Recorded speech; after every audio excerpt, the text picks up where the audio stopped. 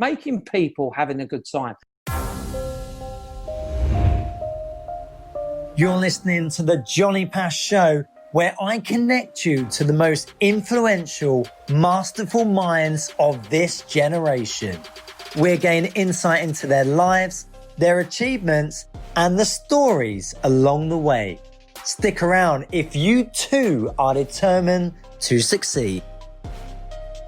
Okay, guys, please welcome my guest for today. Now, this person is a serial entrepreneur, events and secret party organizer extraordinaire. Ibiza business mogul and company owner with many brands such as Ocean Beach Club, Wiki Woo, Bamboo Coo, Kiss My Fairy, Sibo. The list goes on. He's friends of the rich and famous, from A-listers to royalty. Please give it up for my guest today, Tony Truman. Woo! Yeah. Hi, wicked. What an intro. Let's hope I can live up to that, eh? Thank you very much, Johnny. Hey, I'm sure you can.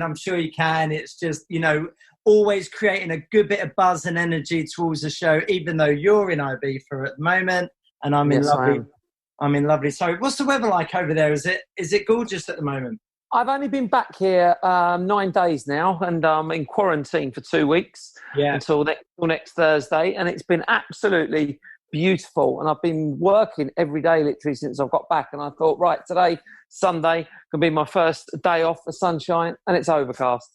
Typical. So I've ended up finding myself working again all day, and obviously now just about to do this wonderful interview with your good self. No, I totally agree with you there.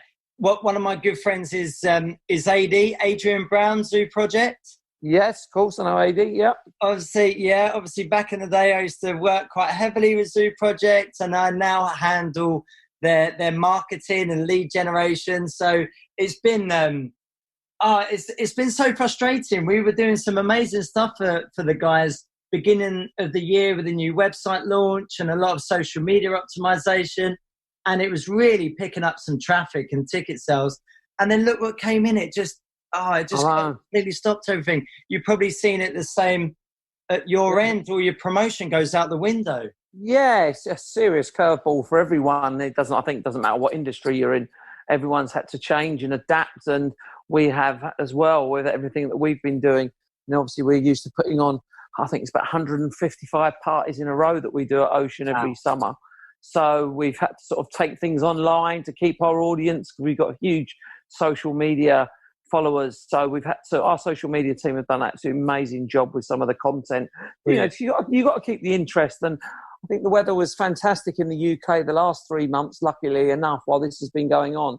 And everyone's sort of been having garden parties. So we've been sort of throwing O-Beach garden parties in people's back gardens on live streams and things like that with our famous orange cups and towels and branding. So it's also, that's opened us up to a new audience, believe it or not. There you go. Because a lot of that people having garden parties now have got their kids or their grandparents, and they're saying, okay, what's O-Beach? So it's just, I think the world's had to change and adapt, doesn't it? And like it brings me into the section of, I titled it Success and Mentors, and in a way, with all of your career, this whole kind of networking around with the celebs and having your peer group with celebs has really propelled your industry as a whole, would you say? Actually you go right back in time really for when my first Ibiza experience was in 1983. And right. I think when I went to the Coo Club, and there was people like famously of that era, like, Elton John, Grace Jones, and all people like that there, and Rod Stewart and stuff like that. So I think celebrities have always enhanced any sort of businesses, or not just businesses, anywhere they go really. Restaurant, if you've got a restaurant, famous person comes in. But I think in this modern day era now of, like, say, the last sort of 10 or so years where, again, social media has been so prominent, it's very easy to show off places where celebrities are in, because everyone's a paparazzi now, aren't they? Of course. Everyone's got their own camera, everyone's got their own social media platforms, and there's still this big fascination of taking photos of celebrities and stuff like that, It's funny. I actually very, very rarely ask a celebrity for a photo. Right. I just, it's just something I don't do. I have done, of course, I have done, and sometimes it depends who you're meeting. But I don't know. I think a lot of celebrities, even though they're just very, very normal people, I think some of them are just waiting for someone to go, "Can I have a photo? Can I have a photo?" Of course. And I think it's just sort of so impersonal sometimes, and there's a right occasion for it. I'm not saying which celebrity. I was standing in the toilet with him having a wee, and a guy's come in the toilet next to us while we're standing there. Me and him are having a chat, having a wee in the urinal. The guy's come in. "Hello, mate. Can I shake your so and so? Can I shake your hand?" He literally wanted to shake his hand and have a photo of him while he was having a pee. It was like, come on, leave give us some privacy. But celebrities have been great for our business. I'm not going to lie, massive, massive part of it. And and thank you to all of them who've always supported us. Well, do you know? I think you get them at the right time. They're away on holiday. They're relaxed. They're enjoying themselves. They're a lot more open to all of their surroundings. I think if you grab them in the street in London, or you're at some red carpet event in London, they're just very dismissive and they don't want to know. So I think you're getting them at the right time, the right mentality. Yeah, no, that's right. Yeah, and you catching them at the right moment. Obviously, no one wants to have their photo or video taken when they're staggering about and all over the place, and like a lot of them want to do and enjoy themselves on holiday. But I suppose at the end of the day, it comes with the territory. As soon as people aren't taking photos or videos of them, and that's where their celebrity status is gradually waning, and then the ego kicks in. I know, mate. I know, and I want to pick your brains on that a little bit later as well. Can I ask, Tony, where did it all start? Like, did you just one day wake up when your family home and you thought, right, I just want to be massive on the party and the clubbing scene and run my own events? Where did it all come about? When I was really young, when I was 15, I know it sounds mad to think that, you map your career out when you're 15, but I just always knew what happened. What I used to love when I was a kid, the youth club disco, the local little village hall parties and things like that. And then it all came about really when I was expelled from school, and they wouldn't let me go to my my end of school party. Why'd you get expelled? Oh, for various reasons, which I was just a young, stupid hooligan at the time, going through that sort of 1980s tearaway stage, and I'm a very different person than I was then, and and they wouldn't let me go to school for various reasons, and they was having a big party, and I wanted to go to the party, and the school said, "No, you're not going to go, you can't go." So I ended up hiring a venue on the same day as the school. My mum said to me, "Listen, you're a popular kid. Why don't you do your own party?" Wow. Subsequently, the only day I could actually get the venue was the same day as the school were having their party, and 250 or 300 kids came to mine, and I think about sort of 18 to 20 kids turned up at the school one. So it was funny enough. I'm just in my villa now with one of my old schoolmates who was with me at that very party way back then in 1983, and. We lived together out here after all those years. And so that's when it sort of started for me. And I put on that party and I just loved it. We had such a great night. It was fantastic. And then that summer, the same summer, Wham had released the video Club Tropicana. Right. And I remember watching on the VHS the Club Tropicana video over and over again. I was like, wow, look at this place in Ibiza. Wow. Like the Coup Club and the vibe and the music. I was a big George Michael fan, and I said to my mum, I want to go to Ibiza. I want to go to where this video is filmed. And my mum's like, oh, come on, don't be so stupid. I said, Mum, I've just done my first party. I want to go. So she brought me out here to Ibiza, and we ended up, lucky enough, we couldn't get in the hotel that we wanted to get in, and we had to stay. So it was fate in a way.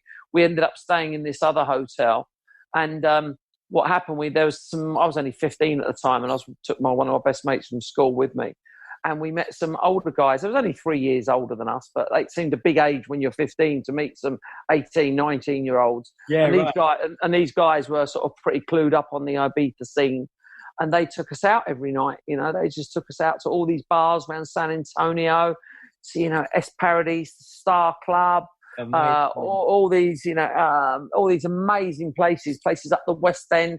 And then they said one night, right, we're going to this club, Coup, which is where, and we went to Pikes. They took us to Pikes Hotel. Pikes wasn't the same as what it is now, but there was a strong resemblance, and that's where they'd done the video. And I wanted to sit on that pool where George Michael and Andrew had floated in the pool. Yeah, just to sort of gain that experience. I was even wearing similar costumes. I was a proper little chavvy fan back then. and then that night they took us to Coup, and it absolutely changed my mind, which was now privilege. It changed my life forever. I just came away from that experience absolutely blown away. I was, Mum, this is what I want to do. Because I think at that age as well, kids weren't really going to college or university. It would tend to be a lot more of the posher kids who done that. But just us normal sort of kids, we was actually going out getting a youth training scheme, apprenticeships. And I didn't want to do that. I just kept saying to my mum, I want to organise parties.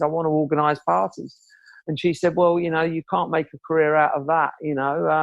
She said, you're going to have some other skills as well to help fund that.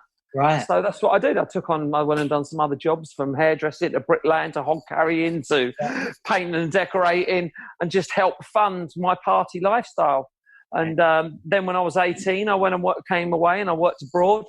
And I ended up working between the ages of 18 and 30 for about 7 years on and off, working behind bars, in clubs, on the street as PRs, selling tickets for boat parties, night parties, pub crawls. And you just learn your experience. That's what everyone says to me now. How did this all come about? I think that was my apprenticeship, for just being on the streets, learning to talk to all nationalities, and sort of being there, learning how sort of bar staff behave, learning a bit of DJing, not that I can DJ at all, and just that whole thing. And I think it was people's skill set more than anything, working on the street with all the different nationalities of PRs, from, Moroccans to Swedish to Danish to Germans. And you just learn about culture, and you learn about growth when you're put in the same boat. And this is what I say to a lot of my same staff every year. You probably all come from your parents' houses back home where mummy and daddy do everything for you, all your washing and ironing and cooking. Suddenly you're all living out together in Spain in a holiday resort, which is mad as anything. And you've got to fend for yourself. You've got to cook for yourself. You've got to do your own washing. And it's a great character building experience. And people that you meet working abroad are still some of my best friends from those early years, best friends in my life now. And I think that's the thing. It just broadens all your horizons. So what happened on the back of that is that I came back to the UK after, I think, my first or second season working abroad.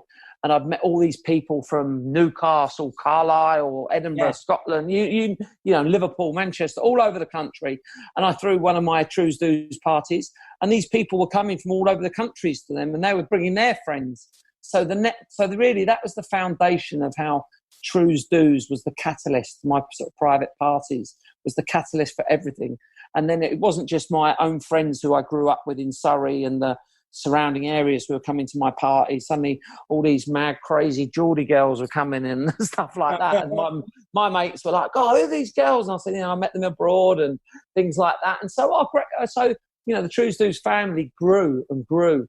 And it sort of came more international each year. I used to go back and work in different holiday resorts, Tenerife. Then I went to Australia.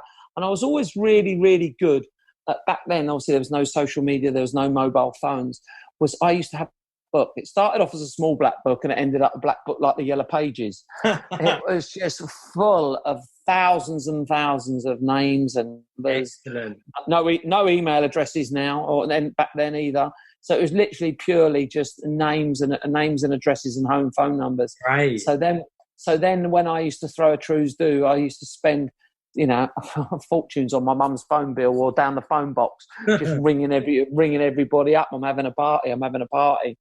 And that's how it sort of grew, really. So it was nice because nowadays, if you throw a party, even myself, you put it on social media, then you get people who come to it who you don't know and things like that. But back then, everything was so much more personal, so much more personal. You literally, I'm lucky enough the Trues Do's has remained that way with a big element. Back then, say I had 1,000 people coming to the party, I knew 900 of them. So it was amazing. It just grew and grew, really. And they were parties in from village halls on double-decker buses. And then I started doing all corporate events. And that's when I decided when I was around about 30, I decided to set up a proper event company. And I started doing the Brit Awards, after parties, the Mobile Awards, Soccer Six, celebrity parties, you name it. I sort of done it for a long period of time. Amazing. Do you know, thanks so much for just sharing all of that. I remember when I was selling tickets for the Zoo Project, I used to go up to parties of people on the beach on San Antonio. I used to sit there with them because you couldn't openly sell the tickets. You see, you've got them in your pocket, because it was an illegal rave back then. Yeah, that's right. And my sales tactic back then was, I'm like, look, there's an abandoned zoo just 10 minutes up the road from here. I used to get a stick or something, and I used to do a map of the Zoo Project. I was like, look, this is the Seal Pit. This is the bar here where you get all of your drinks. This is the stage. And it used to bewilder people. They just couldn't believe that this type of thing existed just up the road from their hotel. And I'll tell you, it was absolutely the best sales training, I must say. Yeah, I used to love selling. I still do in a way. When we used to work on the streets, like you're just saying, then you're trying to sell tickets to people. People's first reaction is usually, "Oh no, go away, not another salesperson." But I used to have such a simple thing of selling tickets. I used to ask them, say, "Just give me 1 minute of your time. I want to ask you 5 questions." I used to ask them the 5 questions. I still know what they are, and I knew the answer to all of them would be yes. Yeah. So come the 6th question, the 5th question, and I said, "Do you want to buy a ticket?" The answer had to be yes. All right, and it was so simple. They couldn't say no. It was like they would just made themselves look so stupid in front of their friends if they said no. So, we had great time, especially selling. We used to do a thing. It was my friend's business in Gran Canaria, called a guy called Dawson. It was called the Dirty Bastards Pub Crawl. Right. It was absolutely mental, because back then pub crawls all like, your First Choice holidays, your Thompson holidays, your Club 1830s. Bar crawls in the sort of late 80s and 90s were massive, weren't they? Do you remember? They don't actually have them anymore, from going from bar to bar. And obviously all these tour operators used to have their ones. And obviously being an official tour operator from a blue chip company, the games on those pub crawls were very sensible. But with us, because we were like the illegal ones, we used to crucify people, literally strip them naked in front of hundreds of people. I think you'd actually get locked up for a lot of the stuff we done back then. Now, really, you just can't get away with it. Especially now everyone's got a camera. But brilliant times, and some of my best times in my life. And also, we were skint, and we had some of the best times of our life when we were skint. It just shows. It's not always about money. I think now the world that we live in has come so money crazy and materialistic. Yeah, like people don't let themselves go. Nowadays, like I feel like they used to then. Right. One, because of what I just said, they're always on show now because everyone's got a camera. Yeah. And 2, no one was bothered about money then. It was just really a different world. I think now everything's got everything's got such a status to it now, and people. I was just going to say, isn't it sad that it's changed and it's gone like that now? You're absolutely right. People are a lot more vigilant now, a lot more protective of themselves, obviously, with the whole flipping COVID-19 situation going on. But everybody is just so focused about money, and they focus on money in completely the wrong frame of mind. They're causing anxiety and stress behind it, and it doesn't do anybody any favors, really. No, that's right. But there again, also everyone's circumstances are different now as well, aren't they? It's and the world has changed, and the world's got evolved, and you've got to move with it. Can't sort of live in the past. But I think I'm just very lucky. We've lived on that cusp of an era, that cusp of when there was no technology, modern day technology, and when there wasn't, and now that there is, so we can see both sides of it. I think that obviously when my daughter's 16 now, she's never going to have that experience or knowledge of what it was like before a mobile phone, for instance, or social media. So I think we're very lucky. So we can be slightly judgmental on it. just because of our ages and things like that, to sort of see both sides of the coin.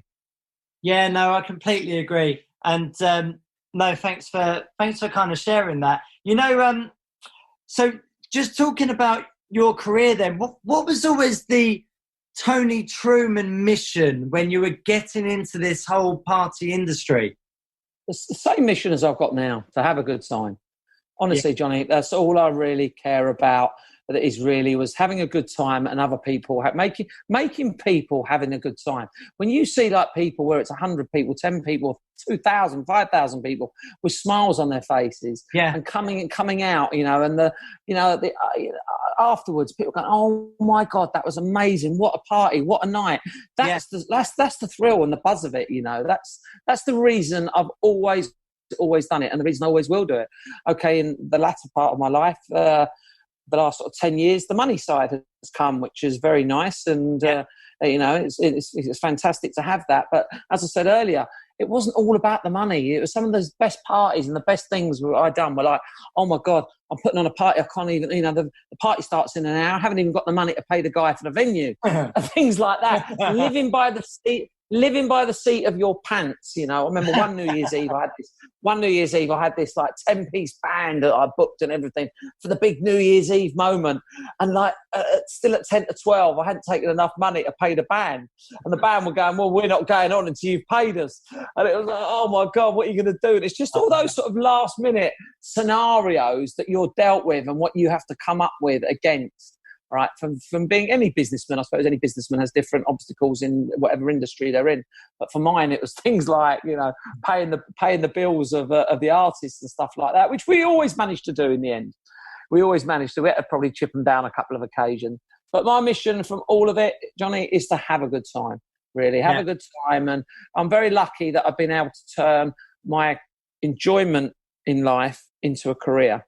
Very, very lucky that I can get up most days, and going to work is never, ever a chore. You can sort of do what you want, and being your own boss, obviously having partners and working in partnerships for a lot of people can be very hard. But, the partnerships I'm in my businesses are fantastic. Got great relationships. And just like I say, we all have a good time in it. If we can make a little money in the process, hey, happy days. So be it. Yeah, for sure. And looking at that, the money side, the making everybody have a wonderful time. What's your biggest achievement so far within this whole industry, would you say? The biggest achievement, well, there's many sort of, I think you've got to have goals. If your goals aren't big enough, they're not worth setting. Yes. And I actually do tend to set myself little goals. It's not something I sit down every January and go, right, this is my goal for the year. Yeah. I usually have sort of a couple of year plans. I say, right, okay, next couple of years I want to do this. Next couple of years I want to do this and everything. And so that's how my biggest achievement. I think I always say this: my biggest achievement is the friends and family I've got around me, and my business partners, and everything really, and the staff that we've got working for us. Because I just think we've got the most amazing teams from Kiss My Fairy, our body painting shop, to O Beach, O Lounge, the Apollo, Trues Doos, everything, all the people. I think that's the biggest achievement, is that we've got this. I think we've got 700 people now, roughly, working for us, and not full time, obviously, but say the core nucleus team of about, I don't know, it's probably around about 100 people. I think having that team and having people, and a lot of us have all worked together for a long, long time. I think that's my biggest achievement, really, is creating that team where everything that we've got now works so smoothly. And it's down to those individuals as well. It's not just myself and Dwayne who oversee everything. My business partner. It's all the people. No, excellent. And one thing you mentioned there, which I was quite excited about, was your goal setting. How do you go about goal setting? Because a lot of the entrepreneurs and potentially business startups out there, they could find it quite difficult.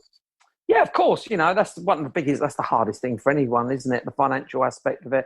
But I remember when I was sort of doing my parties when I was younger, my goal setting then, I always wanted to do a I started off doing parties on boats and scout huts and things like that. And I always wanted to do a party in a stately home. I don't know, don't ask me why, or a big mansion. I think it was because I used to, love Hugh Hefner and the Playboy Mansion. And I said, I want to do a mansion party. So then one day, as my parties got better and better, I managed to do a mansion. Yeah. And then it went from the mansion to the stately home. Then I wanted to do a castle. And sort of those were just, they were small goals. But, say small goals, they're not for some people. But they were, for a party promoter, I never wanted to do just normal nightclubs or bars or anything like that, because anyone can do a party in a bar or a nightclub. I wanted to sort of push the boundaries a little bit and sort of be very creative. I think that's one of probably my strongest point that I've got as a person, as a character, is my vision of sometimes of, the things that I do and create. And that sort of helps with goals. Then it was like I wanted to own a bar by the time I was 25. And I bet my friend that I'd have a bar when I was 25. And I did. I managed to get one when I was very first bar when I was 24. Amazing. So I just scraped in on that one. I lost it 2 years. I lost it 2 years later, but that's another story. But I managed to have that achievement. Then I wanted. Then I always wanted a nightclub, and I got a nightclub through by hook or by crook. And 6 months later, I lost that. So sometimes it's good to set yourself goals, but when you hit these goals, sometimes when you actually get them, they don't always plan out to be as exactly what you want, because there's many pitfalls that go with business, and it's harder to hold on to things. And like I say, the hardest thing is to always raise money, especially when you start off skint and, trying to find someone with deep enough pockets to back your vision and things like that. And then, the best advice is to try and save up and use your own money. And then you've only got yourself to blame. And then, like I say, all those goals that I set then, and then always doing big parties internationally, started in Ibiza and Marbella and Australia and Gran Canaria. I wanted to do the big raves, and I ended up doing that. And then I started doing the parties in Marbella, and then that's when the beach club idea came in. Yes. Like, wow. I always knew I wanted a club with a swimming pool because of that 1983 experience at Coup Club in Ibiza, and that's obviously had the great big pool in it. So that was always the main aim. I just didn't think I'd ever actually get there. Well, and then when we started doing the parties at Marbella at the Playboy Mansion down there, and then the very first party promoters in at Ocean Club Marbella, that's when I thought, right, this is what I want. Right. I realised it wasn't going to happen in Marbella. I liked Marbella, but I wasn't the biggest lover of it, for various reasons. And I always wanted to come back to Ibiza. So when we came back to Ibiza with Brandon, I was with Brandon and we opened up Lineker's. I always had the dream then of, right, my biggest goal then was to get a beach club with a swimming pool in it and create those parties, because I knew it would work. I just knew it would work. I had to convince many people it would, but hopefully my... Sustain Health magazine online for everything you need to live a happy, healthy and prosperous life. From mental to physical well-being. Be sure to subscribe now at www.sustainhealth.fit. My persuasive charms have benefited the people I persuaded. Well, let's touch on this nicely then. Let's talk about the Ocean Beach Club. Personally, I haven't been there yet, and I need to. Johnny, just finishing on that last one. Yeah. Well, I must say, my next goal I haven't achieved yet. People say to me, "When are you going to stop? Haven't you got enough? Don't you get fed up with all these?" But there is something I really do want. So can you throw it out there for us? Yeah, I can throw it out there, and it's something I've wanted for a very long time, right? And it's in the UK. It's in Surrey. I want a great big country club. That's what I want. I really want. Yeah, like a massive old sort of, stately home style hotel mansion, which I can create into this unbelievable place of where you can have weddings, parties, birthdays, restaurants, all stay. I've even got the name for it, but I'm not going to divulge that yet. And earlier on this year, I was very close to getting my dream venue for that as well. Really? I was absolutely... super excited, but it just came down to it was too far out of my financial reach, which I was devastated devastated. And now I've just heard only recently it's going to be turned into an old people's home. So I've been sulking about it for a little bit, but you've got to dust yourself off and go again. And I'm on the lookout. So if there's any of your listeners who are listening to this podcast out there who know of any great big mansions in loads of acres of land in Surrey, and they've got quite a few million they want to invest, give me a call.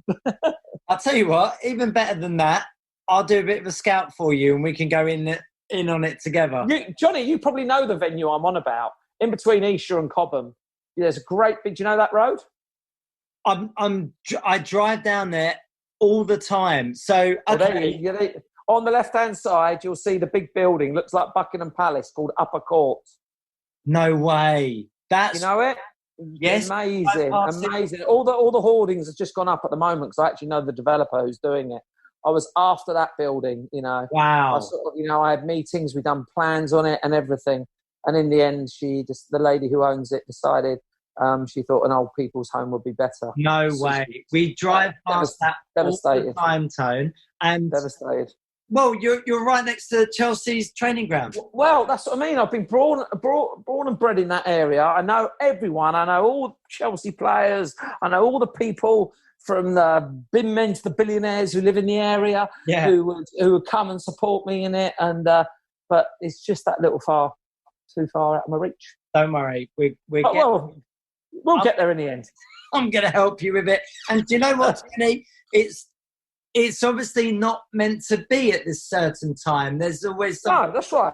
I'm a great believer in that. It's sure. Not meant to be. And this deal was just potentially happening just before this COVID pandemic and everything. So there would have been big money at risk there. So, like I say, it's not meant to be. It's not meant to be, is it? I just can't believe that myself and the missus drive past it all the time. We're like, what even is this place? Yeah. It's extravagant. It's unbelievable. It's unbelievable. And do you imagine how that could be? You want to see the plans and the drawings and the mood boards I've done for it. It's mind-blowing. And I will get there. Maybe not now because I'm still having too much fun in Ibiza.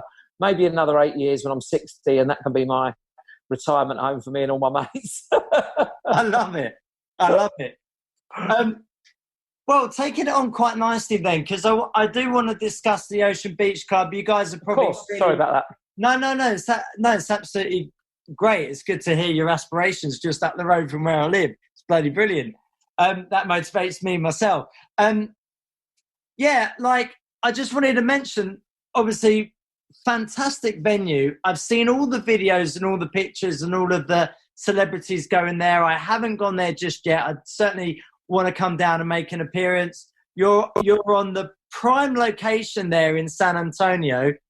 I mean, what an achievement. You must be really happy, really proud of yourself.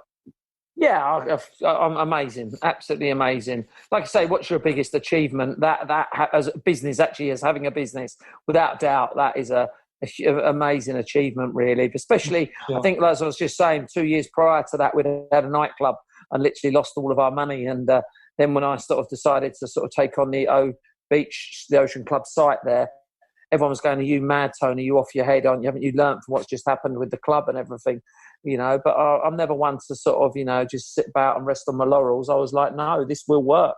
This will work. It's all about location. I know it's an old cliche, location. But it truly is. When we had the nightclub, we were 50 yards the wrong way off the roundabout. So there wasn't the passing traffic.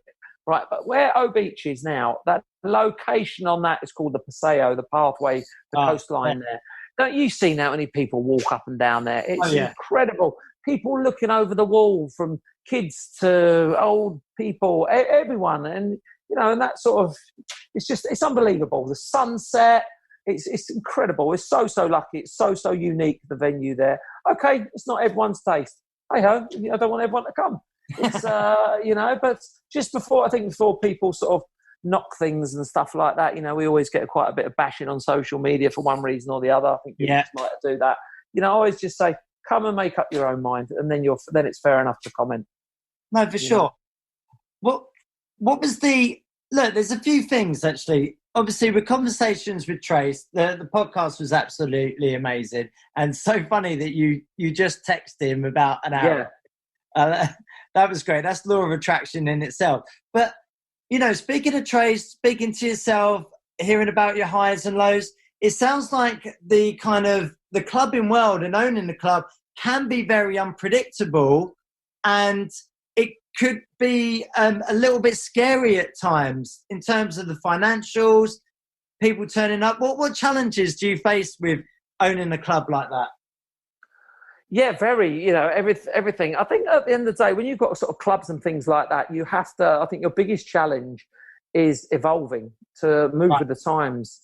I think that is the biggest thing. I think you can just, like say, rest on your laurels and not move forward. And you have to change things. You have to change lineups. You have to change entertainment. You have to change some staff. You have to change everything from your uniform, everything. You just got to keep evolving and keep exciting. But I think your biggest challenge is probably working with authorities and working with, the councils and the lawmakers and things like that.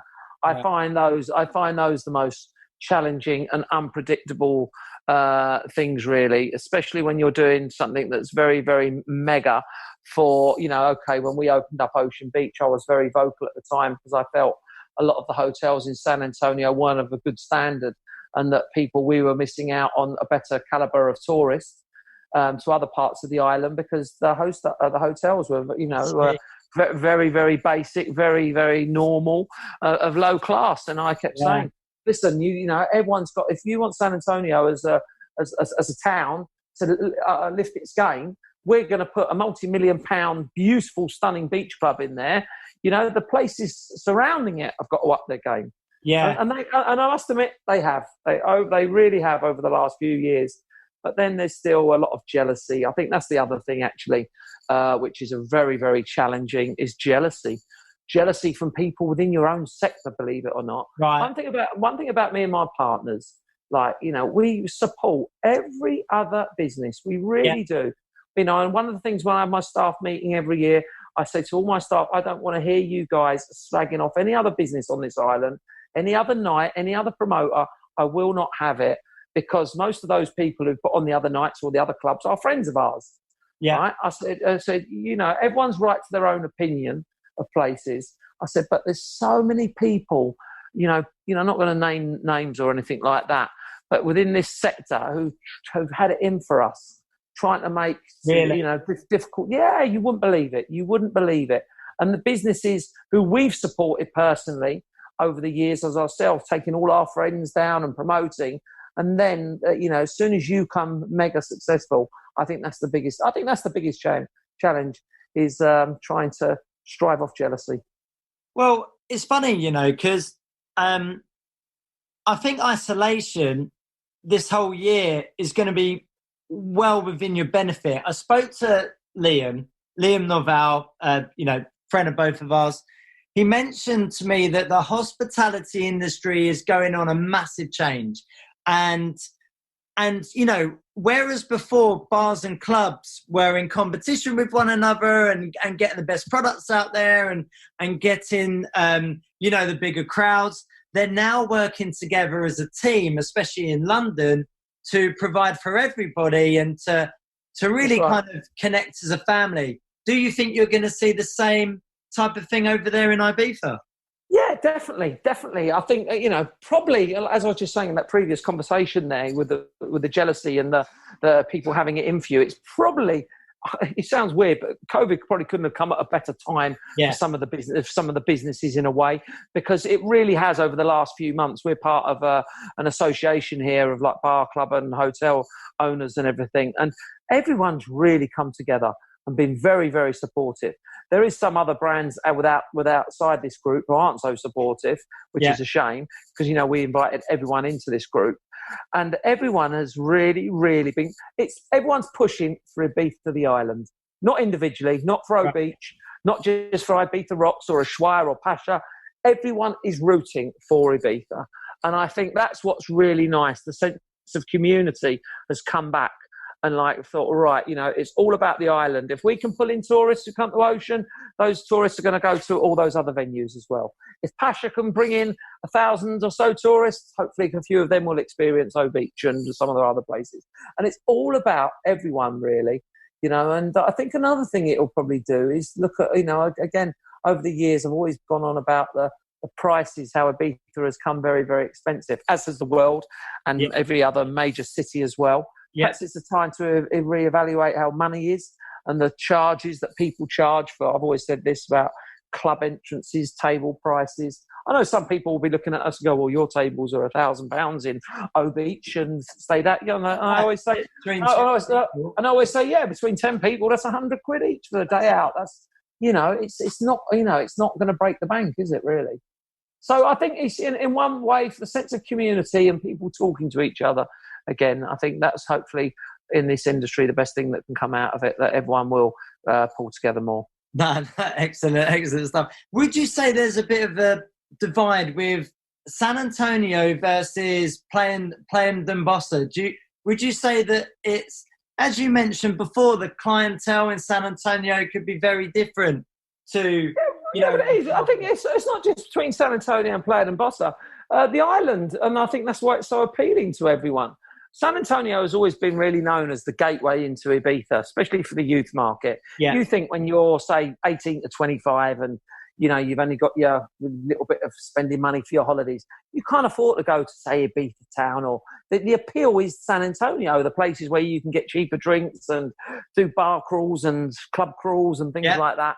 That is the appeal of, like I say, of coming into San Antonio. When you're a little bit older, 25 to 35, people tend to stay in Playa Dombossa, you know, because it's slightly older crowd there who go there.